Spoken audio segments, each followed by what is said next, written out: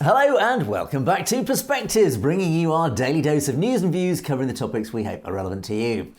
Well, as the fallout of India's behaviour continues, Jagmeet Singh in Canada pushes the government to publicly debate the issue. Meanwhile, the RCMP have their hands full, still dealing with cases involving India's violence against the Sikh community, even going back to the Air India bombing. More on that in a moment. And the propaganda war has stepped up a gear, and India's battle plan of churning out high-volume, low-quality propaganda is now beginning to fail as mainstream Western media, yes, the actual free press, are now picking up the Khalistan story as a result of Modi and Raw's clumsy and unsophisticated strategy. We take a look at how this is panning out, and we even have footage of the latest Khalistan protest in Toronto. And finally, we'll also take a look at Modi's continuing overtures to Russia and how Modi seems to be increasingly aligning to what used to be called the axis of evil. All this and more on today's packed show. Well, joining me as always for Perspectives is our very own correspondent in Canada, James Cousineau. Good morning, James. Good morning, Angus, and good morning to our amazing viewers out there. What an amazing response we saw to yesterday's show, and the comments just exploded. Keep them up. We love reading them. Indeed we do. And together, James and I will be bringing you our perspectives on the daily news affecting the Sikh community across the world. And of course, we will be taking a look at lots of your comments at the end of the show. So in the meantime, let's get the show on the road. James, what are you going to start us off with this morning?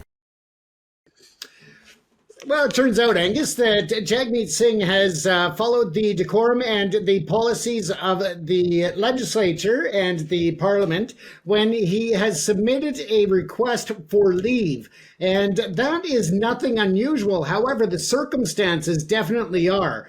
And he submitted a formal letter to the Speaker of the House, and he wanted to, right now, under what they refer to as Standing Order 52, Section 2, that he will be leaving to propose an emergency debate concerning the RCMP's revelations that agents of the government of India are actively engaged in violent criminal activity in Canada, as per the letter, including homicide, extortion, collaborating with organized crime, and interference in our democratic processes.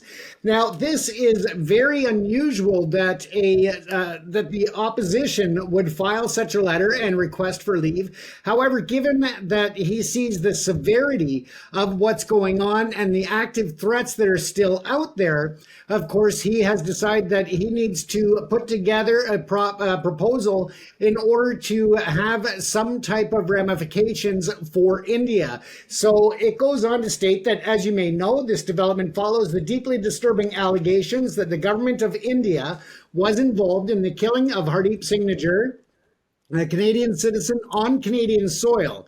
Since then, at least 13 people have been warned by the RCMP of serious threats against them, underscoring the ongoing danger to communities. So again, acknowledging that there is still an ongoing threat. As we've discussed in previous reports, Angus, we know that even though they were fingered by Justin Trudeau in the Parliament over a year ago, they seem to have ramped up their activities instead of actually taking a back seat and trying to get out of the limelight. They've been stepping up their actions against Canadians as well as potentially Americans and those in the UK. So this will be very interesting to watch because they not only want to look at what parliamentarians have been accused of being involved in these activities, but also in terms of what they can do to respond to India to hold them more accountable for their actions. Now, we all know that there's been a serious breach of Canadian sovereignty, of Canadian rule of law, and they have been participating in these activities for several years now. And only after the Hardeep Singh Nijjar case, as well as the attempted assassination of Mr. Panun down in New York, has it really been in the limelight, and has the mainstream media been actually picking this up and paying attention to it, Angus? Yeah, I think this is very indicative, and we referred to it at length in yesterday's show, that Modi's strategy, along with Raw and those pulling the strings in India, are making a real hash of everything at the moment, because now they are making the mainstream news, not just in Canada, but across the world. They are now potentially about to be debated as a nation and as a government in the Canadian Parliament. And it's quite potential that it will likely happen here in the UK and other nations because of their clumsy activities. And again, I think it goes wrong when the government clearly have this, as we talk about this obsessive agenda against the Sikh community, particularly against the Khalistan community. And if they really genuinely wanted to remove this problem, remove this threat, well, apart from granting Khalistan, as I keep saying, is the easiest solution.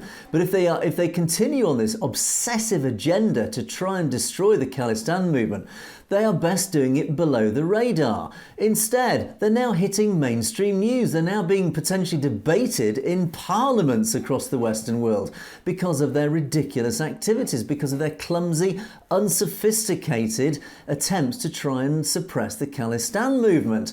And I think the issue here is that what's happening is they are making the news. They're not making the news. They're not creating the news story along their agenda. They are becoming the news. They are the news story. Raw, Modi, the Indian government are now the news story. They are the main news story.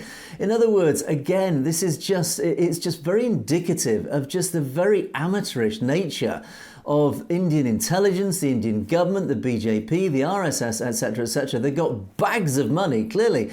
They have an enormous financial resource behind them, but what they are clearly lacking is the ability, the capability, the sophistication, the maturity even to be able to unroll a pretty basic operation without becoming the news themselves. And I think that is really the big story of what's going on here. And when we come on to my stories, I will look at it in a bit more detail about how the propaganda war is panning out, and it's really not going India's way at the moment. But yeah, James, I think this, and I mean, Jagmeet Singh, he is, as the phrase goes, he's making hay while the sun shines. He's bringing this whole issue right out in front of the whole Western media, in front of the public, in front of Western politicians, in front of the Canadian Parliament. This is what Khalistan movement needs. This is what it wants. This is what it needs. The world is now talking about Khalistan. It's as simple as that, James. Absolutely, Angus. And is it a part and parcel of India trying to deflect attention? They've just come to a new deal along the line of control with China to withdraw troops and to settle things down there. So they are making progress working with China. Also, they are scheduling to be looking at joining the BRICS system. So, there's a lot of things going on that definitely this is taking the spotlight away from in many regards, Angus. And, we'll just have to wait and see how it plays out once again. But it's great that Jagmeet is definitely taking a stand. So is Trudeau. We don't expect much out of Pierre Poilievre because, again, he doesn't have security clearance. So he hasn't got a clue as to what's going on in the real world. And, he couldn't find his ass with a roadmap. So that's just the way it is.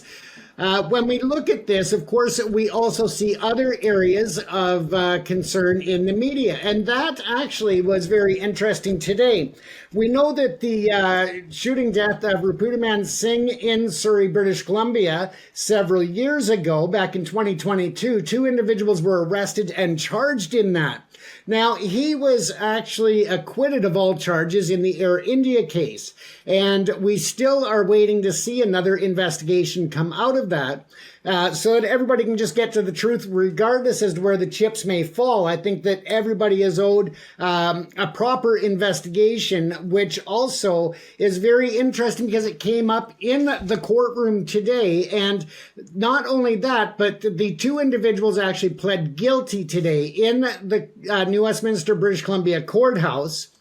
And at one time, apparently, the 2 accused actually had to be separated because they got into a scuffle and a fight in the courtroom while they were pleading guilty. I mean, it just doesn't stop the ridiculousness of all of these stories. Now, As I said, we don't know the truth behind Air India because the India government and the Raw Service were omitted from the investigation. The investigators at the time were instructed not to look at them in terms of being held accountable if they were involved in it. But there are still rumors as to whether or not that was a false flag, whether or not the India government and the agents of the India government actually were staging to actually bomb the airplanes and blame the Sikh community. So it's still something that I think needs to be really looked at.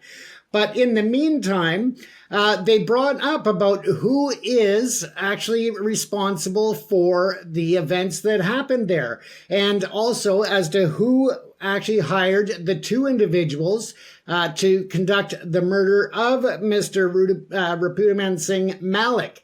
And that is something that we hope will be resolved. We hope that Mr. Fox and Mr. Lopez, now that they've pled guilty, will speak out and give more information, but we don't know how that's going to work. Now, in a statement, Mr. Malik's family said that the plea brings mixed emotions as nothing will erase the pain that we have gone through. And the family is grateful that they were brought to justice. And they also want the men to cooperate with police in bringing those that hired you to justice, as stated by Malik's son. So again, it's another step forward with the actions, with the criminality, with the justice system finally taking an end to this saga. And hopefully, as I said, now that they have taken responsibility, that they can move forward and just state that. When they went on, the Malik family called the killing an assassination without actually naming the groups that they believe are involved. Tanner Fox and Jose Lopez, the two that admitted guilt today in court, or yesterday, were hired to commit this murder, the statement says. Until the parties responsible for hiring them and directing this assassination are brought to justice, the work remains incomplete. Then they addressed Tanner Fox and Jose Lopez directly, saying, "You have taken a good first step in taking responsibility for your actions. Now take the next step and cooperate with the RCMP in bringing those that hired you to justice." So again, they really are well-spoken. They put a good statement together. They addressed the court. They addressed the accused or the convicted now. And we can only hope, as I said, Angus, that they are going to move forward and actually identify who it is that hired them and who was involved at a higher level. I think this is, once again, it's the proverbial can of worms, isn't it? Because clearly behind a fairly basic story of two hired killers, clearly there's this reference to who actually hired them. They were essentially contract killers. They were guns for hire. Yeah, what a familiar story that's been over the last year or so. And it does once again point to, well, there's a more complex plot in operation here. Of course, the whole Air India situation, again, it really is that can of worms. Will we ever find out the truth? Well, certainly there are a lot of people pushing for that investigation to be reopened. Because as most people in the Sikh community have said, and ever since that year, ever since 1985, they said this was clearly a false flag. There is no way the Khalistan movement would have got itself involved in a plot like this for many reasons. And of course, loads of evidence has come out since then, particularly by investigative journalists who even wrote a book about it, saying there are too many pieces of evidence that actually point to the fact that it was a false flag by Raw.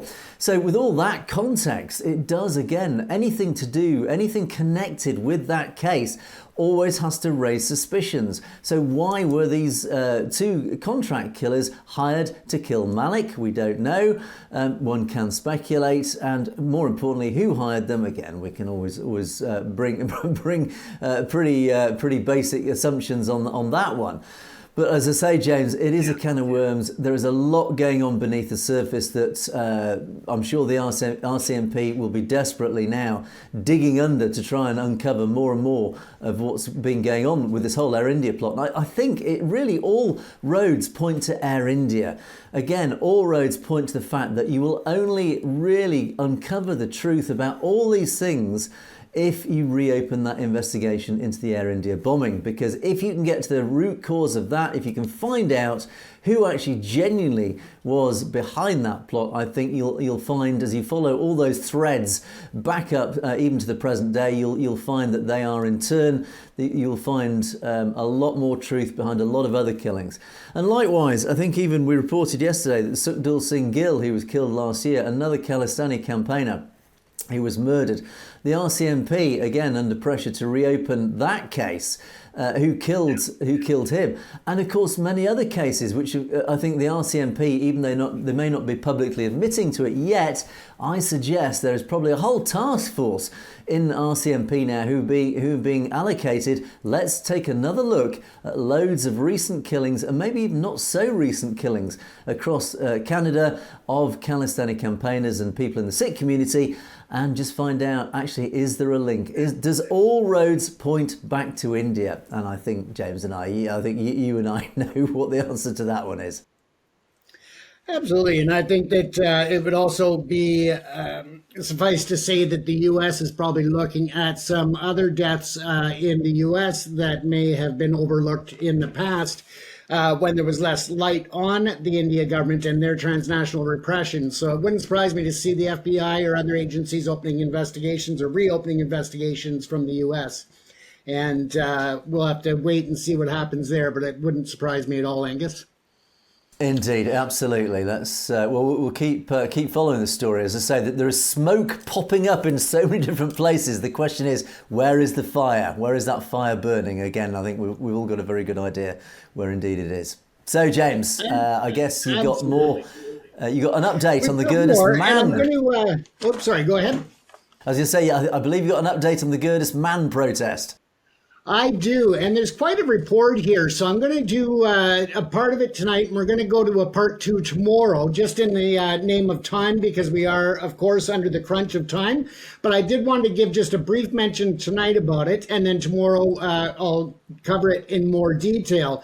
But of course, as everybody knows, the Gurdas Maan controversy continues, whether or not he should even be allowed to be touring in the United States because of his connection to various individuals in India and the connections he has to state-sponsored human rights abuses and down-and-out murder.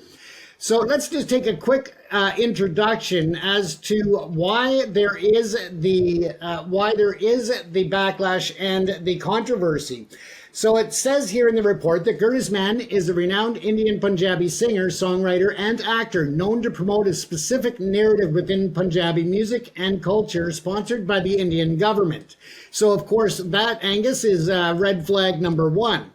On December the 31st, 1980, his first song was released, Dil Da Hamla Hai, which was highly listened to within Punjab.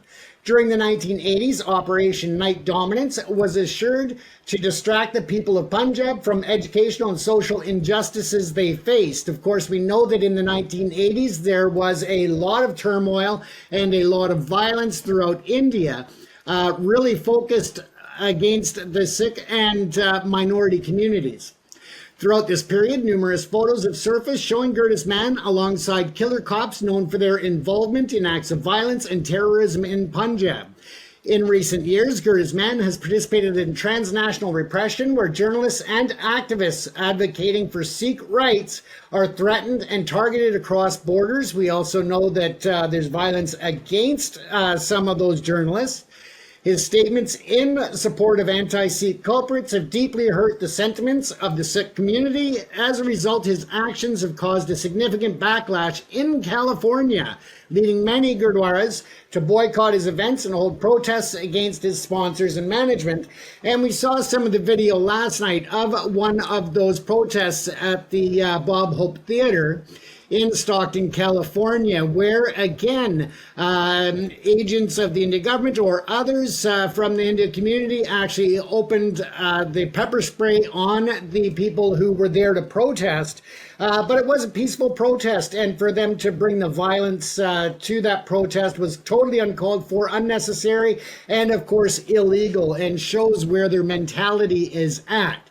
So here are some pictures of KPS Gill and Indian actors to show his power as the DGP of Punjab Police. Also pictures having fun at concerts. So again, it's just showing that he just utilized it as a way. That is KPS Gill, who's also known for many, many murders and executions of not only, as I said, the Sikhs, but Muslims, Christians, Dalits, and others. So we'll take a look closer tomorrow night at the Operation Night Dominance and other things that have come out of this report, as well as more about Mr. Gurdas to speak about, or sorry, Mr. Maan to speak about what he's been doing and how he's contributing to ongoing genocides, ongoing violence, and ongoing oppression of the minorities, especially the Sikh community.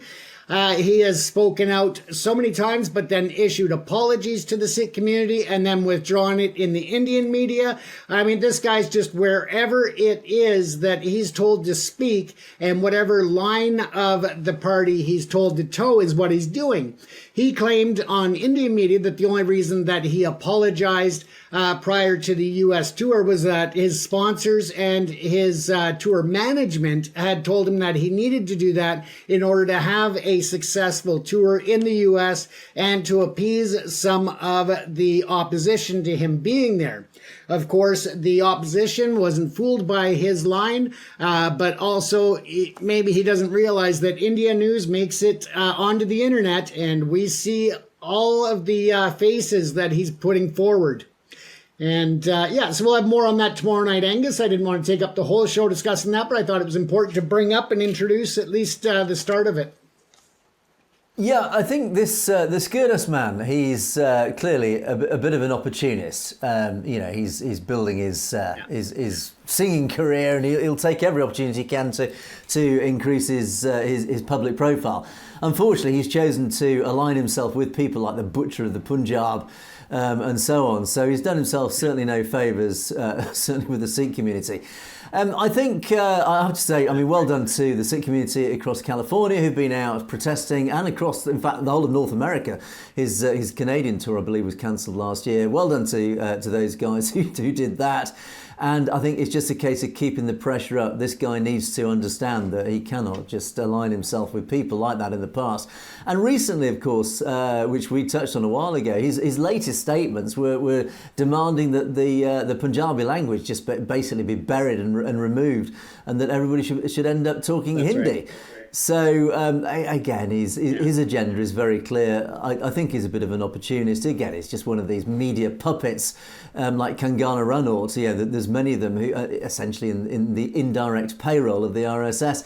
They should be treated with the contempt they deserve, and I think the Sikh community are absolutely right to get out there publicly and make sure that that the message is sent out to the wider public to get them to understand why people like Gurdas Maan should be basically boycotted, and their material shouldn't really be broadcast as widely as it should. So yeah, indeed, thanks for that, James.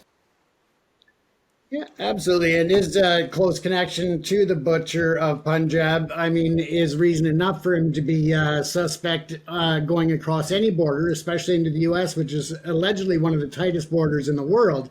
So definitely concerns there. And the fact that the Butcher of Punjab helped to launch his career and keep him at the top of the charts and making the money that he does in order to influence. I mean, we'll look much deeper into it tomorrow night, Angus.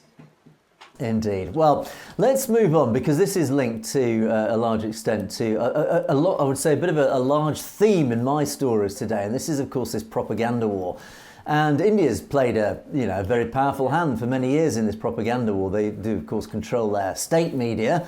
There is essentially no free press in India, so they are controlling the narrative in India. But what they struggle to do is controlling the narrative globally. And they've tried. As I said, they've got this massive resources to do this, and they have pushed out, the RSS network has pushed out its propaganda right across academia, across the media, certainly online with the Hindutva IT cells, etc. So they've certainly had a very powerful hand in spreading the Indian narrative. But what is interesting, of course, and I keep referring to the clumsy amateurishness of what they've been up to in recent years, is they instead of cleverly creating and manipulating the news, and actually, instead of writing the news stories across the media, they have become the news. And I did discover across the mainstream news agencies now that the mainstream news agencies are now picking up on this story. Now, quite often, stories from India and particularly stories to do with the Sikh community in Khalistan are usually fairly mainstream. They're out there, they're not mainstream, they're out there on the peripheries. They're in the margins, and on a rare occasion, on a slow news day, mainstream news outlets across the Western world, and I'll say that also include the Southern Hemisphere as well, or let's say anywhere outside of India, the channels tend not to pick these stories up unless, of course, it's a very slow news day and they're looking for anything to talk about. Well, across the newswires, of course, over the last few days, this story about not just Najjar, but the whole Khalistan issue is now reaching mainstream news outlets. Is that all the mainstream news agencies are picking up on this, and they are writing stories and providing pictures that are then being picked up again by the mainstream state channels and the mainstream media. And I did discover again on particularly, I'll pick up just one of these, and this is on one of the mainstream news agencies that again feeds the mainstream media outlets. And they've written a very interesting article and provided, most importantly, they've provided loads of pictures. And I'll show a video shortly of the Toronto protest, the recent Toronto pro-Khalistan protest by the Khalistan movement. And but I just want to pick apart the actual text that came with this story, because this is very interesting. And again, I'll remind you, this is being fed to all the Western mainstream media, who actually, on the whole, don't know much about India itself and certainly the politics of India, but certainly don't know very much about the Khalistan movement and the Sikh community. So quickly going through this article, and they head it, "A furious diplomatic row between India and Canada has pushed an otherwise fringe separatist campaign for an independent Sikh homeland in Punjab into the international spotlight." So even the writers of this article are actually acknowledging the fact that what's been going on is now being pushed into the mainstream media, into what they call the international spotlight. And they say it's been a bitter issue between India and several Western nations with large Sikh populations. New Delhi demands stricter action against the Khalistan movement, which is banned in India, with key leaders accused of terrorism. Now, again, they're bringing up all the key elements here, all the key elements of this story. And again, they're actually highlighting the fact that India is branding Khalistan activists as terrorists, and again, it's bringing up this whole. It's once again subliminally undermining the credibility of India and their narrative that they're calling these peaceful protesters as terrorists. They also talk a lot, obviously, about Hardeep Singh Najjar, Gurdas Singh Panoon, and again, this is the mistake of India and the intelligence services of India, is that instead of writing the news, they are becoming the news because of their actions against Najjar and Gurdas Singh Panoon. And one of the main headings of this article is, "What is Khalistan?" Now, this is significant because it basically, once again, nobody in the Western general world has even heard of Khalistan until recently. And they are now, the heading of this article is, "What is Khalistan?" And then it unfolds these long paragraphs explaining the whole story about Khalistan, explaining the history, what the Khalistan movement is, what it stands for, and what it is aiming for. So once again, this is a direct result of the Indian government and RAW's actions, is that now the Western, all the news agencies are pushing out to the Western media this whole story. What is Khalistan? It's now being fed absolutely on a plate to Western media, the whole justification about Khalistan. And then the next heading, "Why has India banned it?" And they talk about, in the early 1980s, charismatic Sikh fundamentalist Jarnail Singh Bhindranwale. So Bhindranwale's name has now entered mainstream media, a name that nobody had ever heard of, apart from obviously in 1984, who were adults in 1984. And they talk about the story of 1984, the dreadful attack on Harmandir Sahib, and actually they say hundreds were killed. And then they talk about Indira Gandhi, the assassination of her, and then they talk about the Sikh genocide, where again they say hundreds were killed. But again, this is a lack of research. the journalists here have clearly just Googled a lot of this information and just drawn together a lot of the Indian narrative.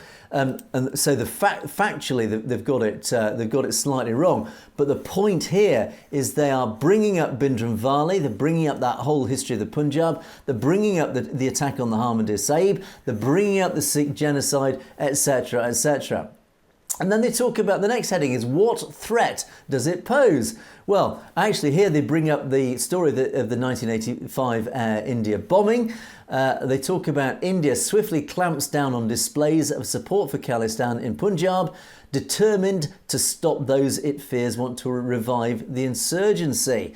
Again, the highlighting, they're bringing the spotlight on Modi's government to say, and clearly, without even having to say it, they're saying, look, this is democratic India, yet any talk of this Khalistan movement, which we've just explained what they're arguing for, democracy, is that Modi is now suppressing, in their words, swiftly clamps down on displays of support. They then talk about Amritpal Singh, who returned to Punjab and began preaching for a separate Sikh homeland.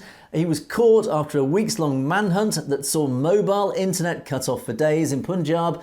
And they say he was elected to Parliament in June but remains behind bars. Again, just to bring the bigger picture here, this is the mainstream Western media being informed by the news agencies. This is democratic India, who is now imprisoning democratically elected leaders in the Punjab. So again, it's such a PR disaster for Modi and India.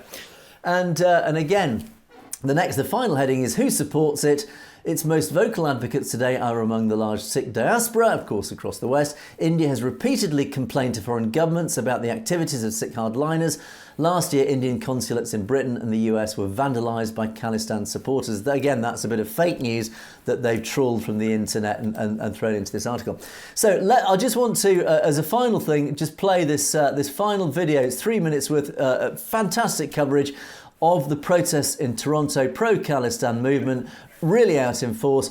And I want you, as you watch this, remember, these are the pictures being fed to mainstream Western news outlets, and high quality pictures, high profile figures. Remember, every time you're out there in a protest, you are raising the profile. And this is now the result of this. These are fantastic. This is the Sikh community successfully getting into mainstream Western media. So I'll play this for you now. Who is terrorist? India. Who is terrorist? Modi. Who is terrorist? Modi. Who is terrorist? Modi. Khalistan. Zindabad. Khalistan. Zindabad. Khalistan. Zindabad. Modi. Who is terrorist? India. Who is terrorist? India. Who is terrorist? India. Who is terrorist? India. Who is terrorist? Politics. Kill Modi. Politics. Kill Modi. Politics. Shut down terror houses. Shut down. Which was uncovered not too long ago. Earlier this year, Prime Minister Trudeau started killers of minorities, and we want the world to know India hides behind the cloak of being Zindabad. Canada. Zindabad. Canada. Zindabad. Trudeau. Zindabad. Trudeau. Zindabad. And its government is brought to justice. And we will not stop until Punjab is liberated. Zindabad. Khalistan. Zindabad. Khalistan. Zindabad. Khalistan. Zindabad. Zindabad. Zindabad. Zindabad. Politics. Politics. Politics. Kill Modi. Politics. Kill Modi. Politics. Kill Modi. Politics. Zindabad. Trudeau. Zindabad. Khalistan. Zindabad. Khalistan. Zindabad. Khalistan. Zindabad. Khalistan. Zindabad. Khalistan. Zindabad. Khalistan. Zindabad. Khalistan. Zindabad. Khalistan. Zindabad. Homicides, kidnappings, and threats to other community members to be utilized So when I spoke to them over the phone, they said, we're here to just let you know that your life is, there is a threat on your life, and that we need you to be very safe. And, you know, if you see something suspicious, please do call us. For us, we don't fear, right? We just, if anything, it pushes us even more to campaign even further. Right after the assassination of Hardeep Singh Nijjar, it didn't scare us. From that very first day, the next day, our campaign focused on holding India accountable, because we knew right away that India was totally involved. It's great. We love that Canada, the Canadian government and our Honourable Prime Minister Justin Trudeau took the diplomatic steps to hold these individuals accountable. As a member of the Sikh community and also a member of the Khalistan activist community, we feel validated when the Canadian government explained basically what we've been saying for years, but nobody believed us. So there you see, that was the video fed to all mainstream news outlets across the West and, of course, Southern Hemisphere as well, news outlets. I think, James, all this points to the very fact that propaganda war has been fabulously, well, I would say is winning by a long margin now in the West. It's the Khalistan movement are winning this propaganda war because this now is hitting mainstream news, and it's a gift from India, James. This is a magnificent home goal by India, I would say. I'm thinking. Yeah, absolutely. What I'm thinking, Angus, is that, the Sikhs for Justice and all of the people involved in the Khalistan movement have been fighting for, decades to get the word out there, to get the international community focused on understanding what it's really about and how it is, a peaceful democratic movement now. And, yeah, the government of India has given them such a gift, just wrapped in a bow tie right on top to really make it happen, to get it out in the mainstream media, to make people around the world ask, what is Khalistan? Why is this so important? Why is it also having such an effect on Modi and getting Modi in such an uproar? And the fact is that, it really shouldn't be getting Modi so excited. It would be an amazing thing to see Khalistan formed, and the partnerships and camaraderie that could happen between the two nations would be just phenomenal and unseen. I mean, it's ridiculous that he calls himself a democracy and treats his own people as well as the international community as he does. Indeed. The bottom line is the Khalistan movement couldn't buy publicity as powerful as this. This, again, is just a huge own goal by the Modi government. And again, and full marks to the Khalistan movement. They have got out there, they're out there in the streets. Sikhs for Justice have pushed the referendum, etc. The whole community can take credit for this because they have seized this opportunity. They're out there, they're waving the Khalistan flags, and they're creating the opportunities. And because Modi has made a mistake, it means that those opportunities have been gifted to the movement. And because they were there, it means those opportunities have been absolutely maximised to the full. So I want to contrast this with going back to, and I keep using this word clumsy and amateurish. Well, the propaganda war is being won by the Khalistan movement now. There's absolutely no doubt. And I want to contrast this by, again, I want to go back to, this is a website that I quite often dip into because we had a laugh a few weeks ago. Calcivox, again, it's a pro-India website. It's always packed full of anti-Sikh, pro-India, pro-RSS propaganda. And a lot of the journalists on there, I wouldn't even call them journalists, they're just propaganda writers. And there's an article that was released, it was just a few days ago, I think even just a couple of days ago. And it just highlights again, it just contrasts, firstly against what we've just seen, hitting the mainstream Western media. And here we have this old-fashioned, I would say it's just tired, old-fashioned, high-volume, low-quality propaganda being churned out by India and agents of India and these propaganda writers who are just churning out rubbish, who are churning out pro-India, anti-Khalistan propaganda that is just not gaining traction because they're losing credibility. And I want to quickly go through this article just to highlight how these things are failing and the methodology technology and how amateurish it's now increasingly looking. So this was an article written by Dr. Jasneet Bedi. I've Googled Dr. Jasneet Bedi and I can find absolutely nothing about Dr. Jasneet Bedi. Again, I wonder if it's just a completely made-up person. And I've always and again they call these people doctors, and it'll be an academic doctor, not a medical doctor. And academic doctors, you can become an academic doctor just by becoming a student for a few days, a few years. I've very little respect for those who call themselves doctors, other than I would say scientific doctors. That's a different matter. But it's very easy to get a doctorate in any non-scientific subject. You just basically become a student for a few years, and you get paid a small amount, and you write a thesis, and that's pretty much it. So it's pretty meaningless in the grand scheme of things. And Dr. Jasneet Bedi has written this article. And again, I'll just cherry pick a few pieces from this article. And he says, as Canadian Prime Minister Trudeau faces an uphill battle for re-election, his actions are becoming increasingly erratic and desperate. Popularity plummeting, political future looking bleak.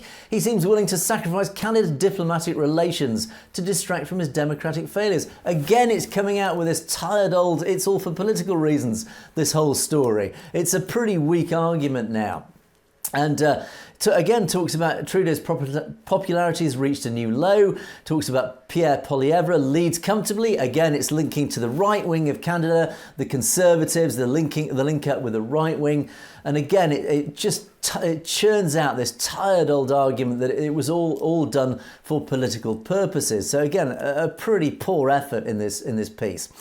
The crux revolves around Trudeau's unsubstantiated claim India was involved in Nijar's killing. Despite the gravity of such allegation, Trudeau admitted under oath that his government hadn't provided any concrete evidence to India, relying on what he called credible allegations. It erodes Canada's credibility on the global stage, risks diplomatic isolation. Well, unfortunately, as it turns out, there is plenty of credible evidence. So this is absolute nonsense in this article. Again, because if they're trying to argue here that Trudeau had to admit that he only had credible allegations, not actual provable evidence. Well, unfortunately, he did have the evidence because based on that, the diplomats, he tried to get the diplomats tried under criminal action. Unfortunately, they claimed diplomatic immunity to try and escape criminal action. So unfortunately, this argument is absolute nonsense. Trudeau would not have said what he said if he didn't have credible evidence, because there is enough evidence to criminally charge these people. So again, it's absolute nonsense, this. So again, it just shows the weakness of this propaganda. They are clutching at straws. 1 year after Trudeau's initial claim, Canada has yet to present any tangible proof to India. No, that's absolute nonsense. It's all been presented. Amit Shah, Ajit Doval was brought to a meeting in Singapore by the US government and was presented with all this evidence. And he said, it doesn't matter what you present, we'll just deny everything. So again, this article is absolute rubbish. And relying on such shaky foundations is irresponsible, they keep saying. So they're trying to undermine Trudeau's credibility here, saying he's only doing this for political reasons. He's bringing Canada's name into disrepute.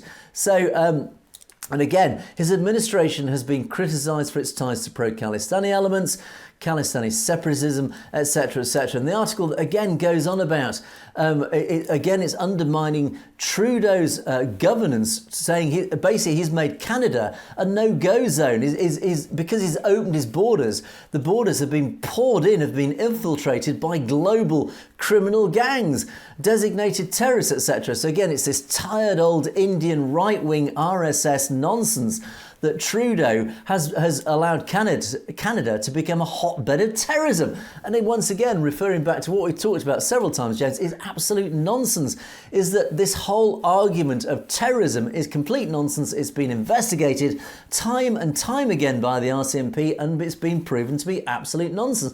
And ironically, the only terrorists and criminals that have successfully infiltrated Canada are those coming from India to assassinate the likes of Nijar, as the RCMP are now uncovering.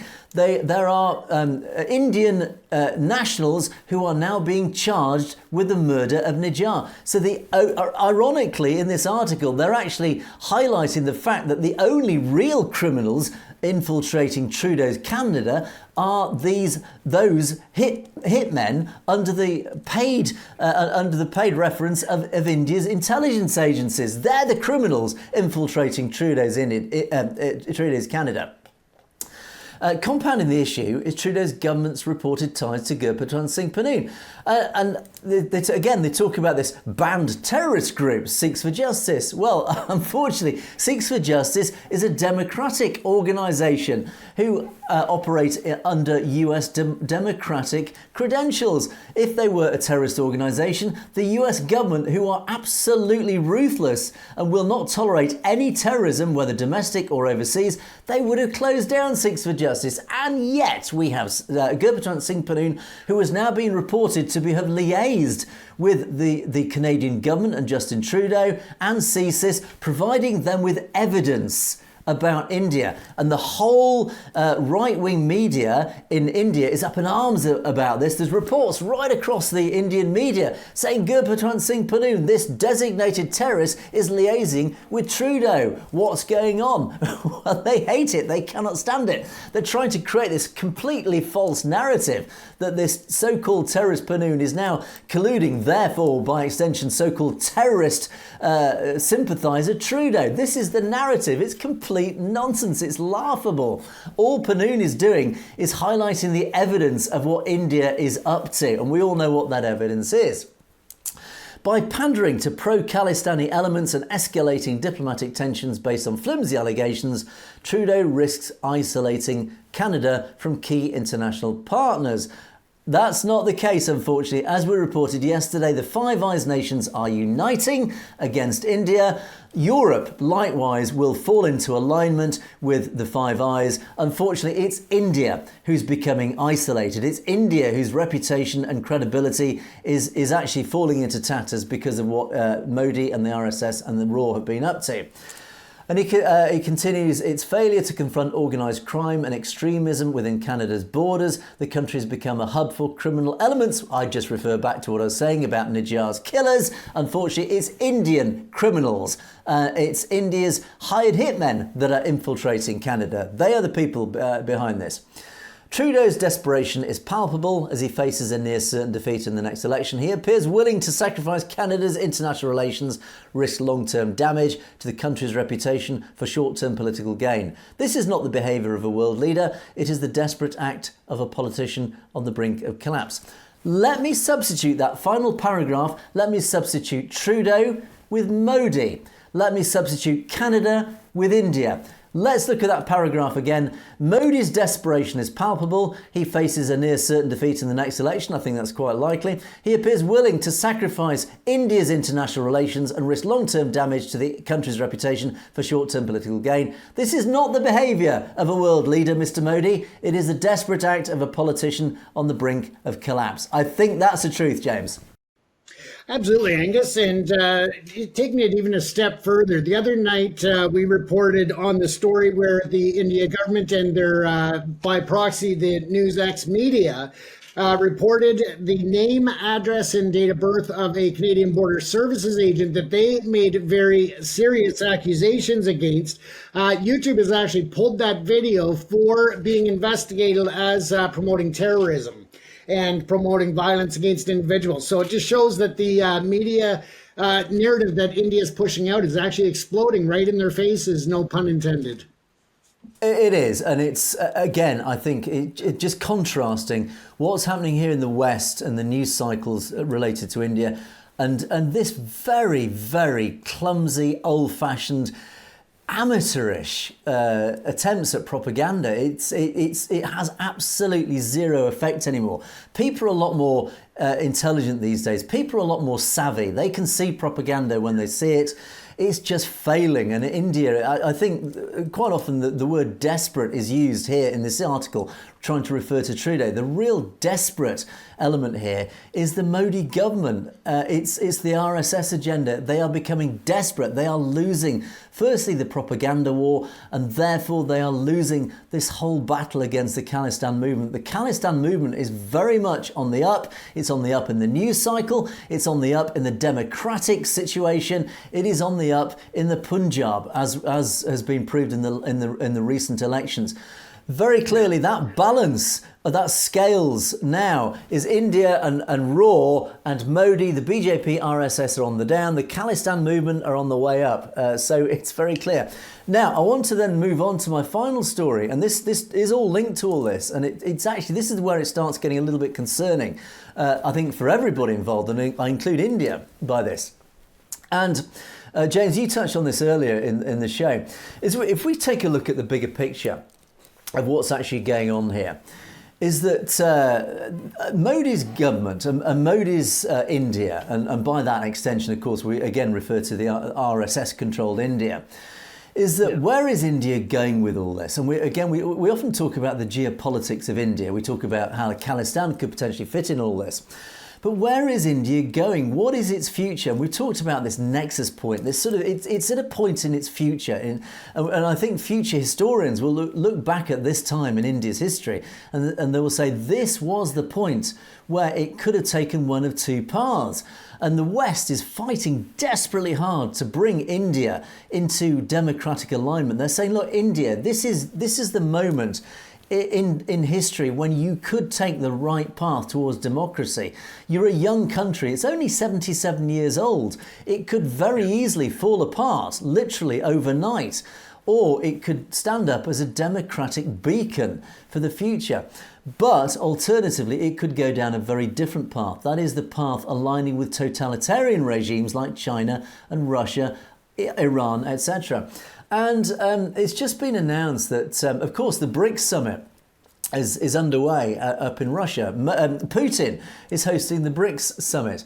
And James, as you referred to earlier, India has just confirmed publicly it struck an agreement with neighbour China to hold military patrols in its contested border zone to try and avoid future conflict with China, because, of course, it's had a lot of flare-ups. There had been a lot of skirmishes. And they've finally reached this agreement with China that they will. It's down this line known as the line of actual control, and they had a recent skirmish about 4 years ago, which killed at least 20 Indian and 4 Chinese soldiers, and both sides agreed to mutually pull back from this area of high tension, this potential conflict zone, because it was just it was escalating, and both sides don't want that. So clearly there is dialogue going on between India and China at a very high level to try and pull back from the brink on this. But more importantly, Modi has just flown to Moscow to attend the BRICS summit, and the announcement has come. This announcement about this agreement along the line of control has come the day before Modi was expected to attend this BRICS summit in Moscow, which also Chinese President Xi Jinping is also due to attend. Now, 24 world leaders will meet in Moscow this week for this BRICS group summit. This alliance it's an alliance of emerging economies that the Kremlin hopes will now challenge and will grow to combat what they call Western hegemony. The summit will be the biggest in Russia since the Ukraine conflict began, and it comes as President Putin seeks to show that Western attempts to isolate Moscow over the 2.5-year offensive have actually failed. Now, Moscow has had this strategy, this very deliberate strategy, it's completely understandable, to expand the BRICS group. This is an acronym for its core members, which include Brazil, Russia, India, China and South Africa, to become a pillar of its foreign policy. Now, starting with the 4 members when it was established in 2009, BRICS has since expanded to include several other emerging nations, to include South Africa, Egypt and Iran, another pariah state. Turkey, a NATO member with complex ties to both Moscow and the West, announced in early September that it also wanted to join the bloc. Also, Saudi Arabia, another totalitarian regime, is also a member. Now, the main issues on the agenda include Putin's idea for a BRICS-led payment system to rival SWIFT. That's an international financial network that Russian banks were cut off from in 2022, as well as the escalating conflict in the Middle East. Now, there's a lot of elements here that we don't have time to really dig into too much detail. But the bigger picture here is this BRICS bloc is deliberately being put together and promoted by Putin. Putin's been isolated because, of course, his actions against Ukraine. And he's decided, look, we need to form alliances outside of the Western, what he calls Western hegemony, to try and rival Western hegemony. So he's bringing in China, he's bringing in India, and India, of course, a close ally of Russia. Of course, we've talked often about India has been funding the Ukraine war by buying Russian oil. They're also talking about setting up another payment system, an international payment system. At the moment, SWIFT dominates global payments. You can't really use credit cards and international bank transfers without going through the SWIFT system, which is essentially controlled by the West. So Russia has been able to isolate Russia and to some extent China and other nations. If they don't align with Western values, they can be cut out from the SWIFT payment system. So Russia is trying to set up an alternative, which no doubt India will definitely be up for, because it means India, Russia and even China can then sort out payments, financial payments between themselves to get up to all sorts of shenanigans that are totally against Western values, and they can pay each other through their own payment system. Notice all the other elements in the BRICS economies. It includes totalitarian and pariah states like Iran, Turkey. Erdogan, or however you pronounce it, his Turkey has been highly criticised on many levels for his totalitarian rule in Turkey. Iran, again, has raised the stakes across the Middle East. They're trying to essentially push Israel into conflict. They're essentially potentially creating a third world war situation by the mullahs in charge of Iran. So again, the Iranian people are pretty unhappy with what's going on with the Iranian regime. Right. Likewise, India, etc., etc., etc. So you can see the picture here. And I think the big concern here is that India, under Modi, is ostracizing itself. It is isolating itself away from the West and the Western democracies. It's pushing itself into the welcome arms of Russia, the welcome arms of China. Ironically, yes, there is a potential conflict between India and China, but ultimately, I think Modi is recognizing, we can cozy up to Moscow. They already are, but we can also cozy up to Beijing. And again, it's forming a very powerful alliance that is not democratic. It is a totalitarian alliance. Now, absolutely fine. If that is what India wants, that is absolutely their prerogative. But I would say to the people of India, the overwhelming Hindu majority, is this what you want? Do you want to become a regime that operates like totalitarian communist China? Because that's the way it's going, and I'll refer to our podcast where we looked at the Indian constitution, which essentially was written under communistic philosophies. If you're a Hindu and you're living in India, do you want to be aligned with China? Do you want to live like a Chinese citizen? I suggest you might not want to if you knew the realities of living in China. Do you want to live like a Russian citizen? Again, if you want to live under communist rule, that's where you're heading. Wake up, India. Wake up, Hindus. For God's sake, do you realise where the RSS are taking you? This is where you're going. You're not a democracy anymore. You're becoming less and less of a democracy as the years go by. You are at this crucial nexus point in your history. You either become a democracy or you're going to fall into the arms of the world's totalitarian regimes, and you as a little citizen are going to suddenly find you're not allowed to go out there in the streets and protest. You're not allowed to say what you want anymore. You will have to do as your fascist regime will tell you to. It's a very, very dangerous situation that India is going to find itself, James, in. Absolutely, Angus. And the thing about the BRICS system is it's being brought in to circumvent embargoes and financial restrictions on countries that when they are placed in there, when there's restricted trade, now they can go about getting payments from other countries and other methods. And Of course, this also needs to be looked at by the U.S., how cozying up Modi is to China and Russia when it comes to the fact that he's also negotiating expanded military contracts and purchases with the U.S. So, I mean, he's playing all sides against each other, and really it's going to bite him in the ass one way or the other at some point, Angus. You're absolutely right. I think he thinks he's playing a clever game. In reality, he's taken India down a very, very dangerous path. And as I said before, I think the Indian people of India just need to wake up, because you think you have freedom now. Things are going down a path where the freedoms that you're enjoying at the moment, that you think you're enjoying, are going to slowly but surely disappear. As they said, they came for the Sikhs to start with, they will come for you next. And unfortunately, there will be nobody left to speak for you. So on that note, let's move forward and rush into the comment section, because once again we are running out of time. Right, okay, and our recent show, Doing India's Dirty Work. Gurdas Maan has made the comment that, again, we touched on, and in that show we talked a lot about Lawrence Bishnoi and his gang and who they were. And we've had a lot of interesting comments since then. And of course, Gurdas makes the comment, Bishnoi gang is the Indian state gang. I think this actually escalates the whole argument and actually says he's not just a gangster who just happens to be doing a bit of proxy work for the Indian government. He's actually, and I think this is probably a very valid point, in saying actually they are essentially the Indian state gang. They are owned and operated in full, 100% by the Indian state, James. I think that probably is the case. And the comment yesterday is that Lawrence Bishnoi himself, maybe that's not even his real name. He's just essentially, he is an agent for RAW. That's right. Yeah, it's a very interesting comment there, and I found it, really, really thought-provoking. And the next comment, and again, I think this reflects the whole theme of today's show. We talked about propaganda. We talked about freedom and the failing propaganda war. KSG says Indian media always misleads and fools the Indians. Well, this is the point that we've made since the very first show. Excuse me. Is that India does not have a free press. It languishes in that bottom quartile of the global free press index.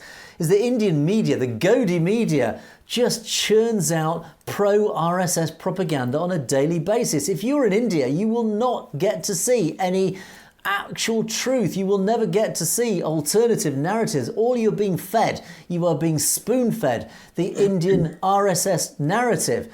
Unfortunately, people like us, news outlets like us, are banned in India because we tell you the truth. We tell you what actually is really happening out there in the world, what's really happening in India. And you're absolutely right, KSG, the Indian media always misleads and fools because it has to. That's the only way it is maintaining control over the Hindu population. So unfortunately. And Pritam Kaur makes the statement, it's not just the Khalistanis who are targeted, but all Sikhs are targeted. I think you're absolutely right. Again, it's not just the Khalistan movement that are being targeted. The Sikh community, right, even across the diaspora, many of them are living in fear or concern because of what India are up to. This is not what happens in a democratic society, is that everybody should be able to be free to say what they want. If you're a Sikh, you should actually be able to criticise India. It doesn't matter whether you're pro-Khalistan or not, but you should be able to criticise India without fear. And unfortunately, many in the Sikh community, and particularly those in Punjab, this is where it really matters, those in the Punjab are too scared to stand up and criticise the Modi government because they know what will happen to them. Amrit Pal saying a case in point. James, any comments on that? And I think that it's important to note as well with that story we just spoke about with the CBSA agent in Canada that India has labeled terrorist. He is, in that story, they clearly state that he's not a supporter of the Khalistan movement. So they are not just going after the Khalistan movement individuals or groups. They're going after people just basically because they are Sikh or because they are Indian and spoke out against the government. Absolutely. Pritam Kaur also brings up this argument we've talked about before, was we should take the matter to the International Criminal Court of Justice when the PM of a supposedly democratic country is involved in criminality internationally. Well, I mean, yes, but in reality, the practicality of it is it's never going to happen. Firstly, because India is really not a democratic country, as we've proved over and over again. I think the chance of getting Narendra Modi in front of an international court is absolutely zero because It just isn't going to happen, James, is it? No, it's a very complicated method and process. So again, we've discussed the International Criminal Court in the past, and it's not as easy as people would like to believe. Yeah, and if it was, I dare say many leaders of many countries around the world would find themselves in that dock. So anyway, but thank you for that comment. WSS, please people donate to this channel as well. Well, we never like to ask for donations, and we won't ask for donations, but I just did want to highlight this channel, this comment, primarily to say thank you very much indeed for those of you who have donated to this channel. It is very, very much appreciated. This channel is not well funded. This channel, James and I work extremely hard with a very small team to produce this show. We're not here to beg for money. We do this primarily out of passion and principle. But those of you who have donated, absolutely thank you very much indeed for your donations. Every dollar, every cent that's donated, it's all going to good cause. It's all poured straight back into the production of this whole channel, including the Punjabi side.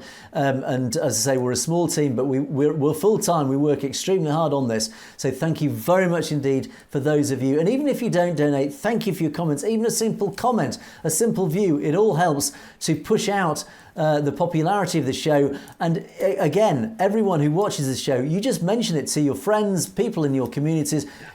Come and have a look at Satellite TV, because the more views we get, the more it does. And the revenue we get from YouTube is minute. It really is tiny.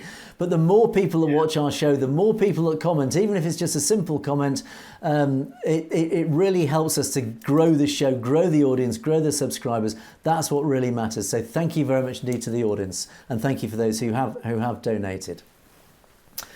And Dr. Sandhu's podcast, I like this comment from again, one of our regular contra voices, Averdi, says, "Oh no, the same old song."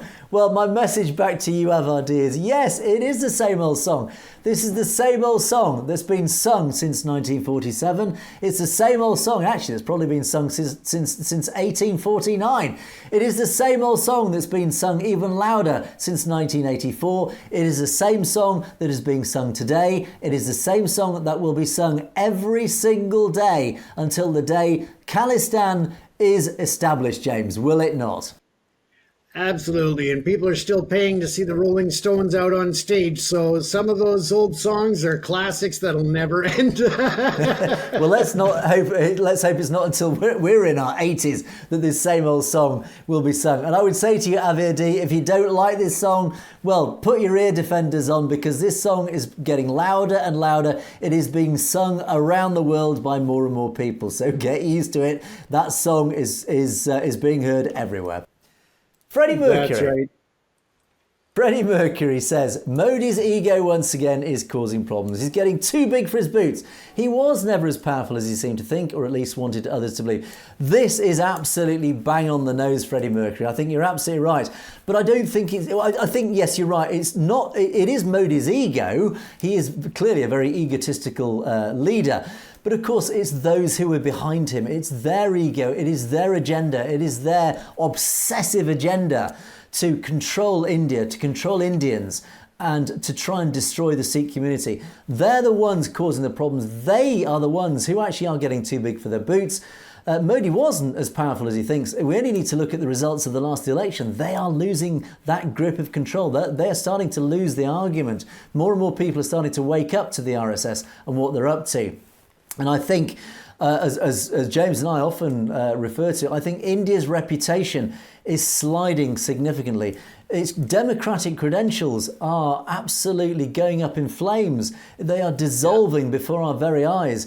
Is the West and now Western governments are now even publicly acknowledging that India under Modi is really not a democracy. It is not this nation that everybody once thought it was. Even people here in the West who used to think India was this nice cozy nation of yoga and old yogis, etc. It's not that. It's a hotbed of political nastiness. It is a hotbed of murder, of corruption. It is a hotbed of completely undemocratic values where Sikhs are being murdered on a regular basis, where Sikhs and Khalistanis are being imprisoned forever under trumped-up charges. It is a nation that does not follow the rule of law. This is what the West are now seeing because of Modi and his RSS agenda. So Freddie Mercury, I think you're bang on there, except I think I would stretch that definition to much wider a definition than Modi, James. Would you agree?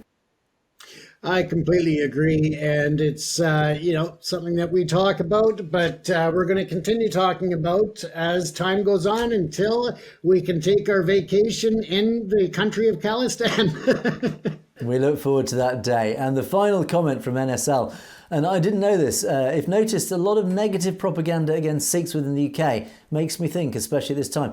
Actually, no, I think you're right on this. There is a lot of negative propaganda here in the UK against the Sikh community. But we often talk about the law enforcement, particularly the West Midlands Police, is a name that regularly crops up on this. But certainly the British establishment do seem to have an agenda against the British Sikh population. I am talking to Deepa Singh, the founder of Sikh Youth UK, this afternoon. This interview will highlight exactly what is going on here in the UK. If you're at the sharp end as a particular Khalistani campaigner, but certainly a Sikh rights campaigner here in the UK, they found themselves really at the rough end of British law enforcement, the rough end of the British establishment, the harassment, intimidation that they've received for many, many years, and actually I'd say almost decades.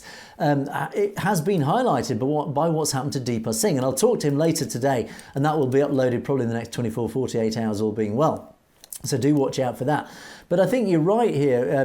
The propaganda here in the UK, it contrasts strongly with Canada and the US and maybe even Australia. For some reason, the Sikh diaspora here in the UK have had a pretty rough deal, despite everything that they have done for the British community, for the British society. Even just Langar, just a simple concept of Langar, the charitable things that they've done, Khalsa Aid here, based here in the UK.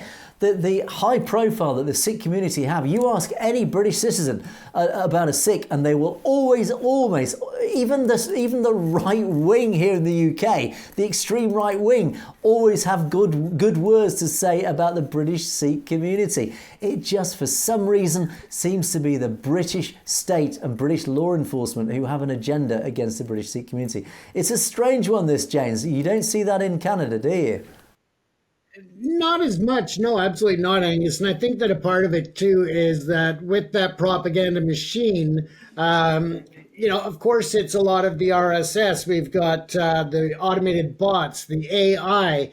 And it seems to be just really hitting hard in the UK because it has been that narrative for so long that it just really reinforces the historic significance or the historic oppression of the British Sikh community.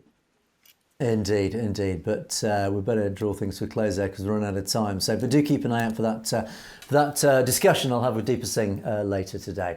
But unfortunately, we must bring Perspectives to a close for another day. Thank you so much for all the comments. Been loads of comments coming over the last 24 hours, so do keep them coming.